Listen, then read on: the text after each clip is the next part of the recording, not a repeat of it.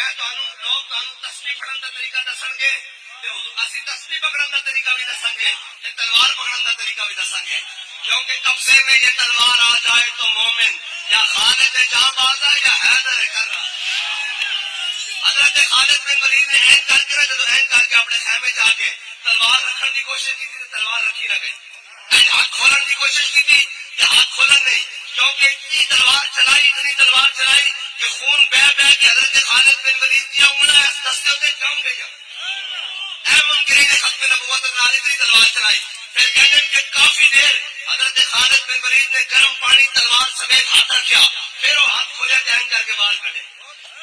اے ہے منکرین ختم نبوت دے نال، اور اے کوئی گھبرا نہ جاوے جی ممبر اتنے تلوار چکی، یہ گل سنو، یہ تو ہونا سی مسلمان ہے نا، ورنہ ادھر دکھاؤ جی ادھر دکھاؤ، میں گل پوری سنا جاواں، اے تو ہونا سی مسلمان ہے نا کہ جناب مولوی صاحب نے ممبر تے جناب ڈنڈا پکڑیا ہوئے تو کہتے ہیں جمعے والے دن جناب ڈنڈا پکڑ کے کیوں خطبہ دیندے ہو؟ میرے آقا مولا صلی اللہ تعالیٰ علیہ وسلم دی سنت، دین دی سنت ہے کہ امام این کر کے نہ این کر کے تلوار این کر کے رکھ کے خطبہ دے۔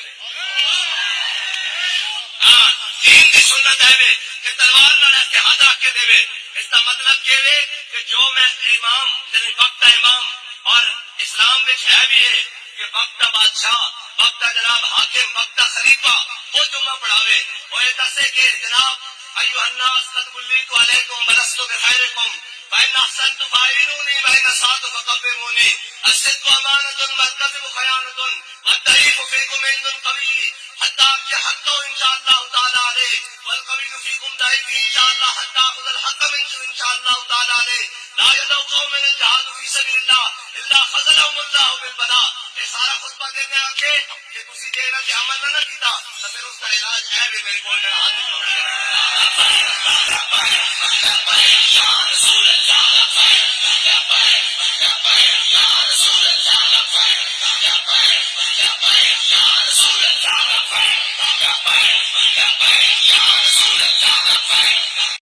ویڈیو اگر اچھی لگے تو چینل سبسکرائب کریں، شکریہ۔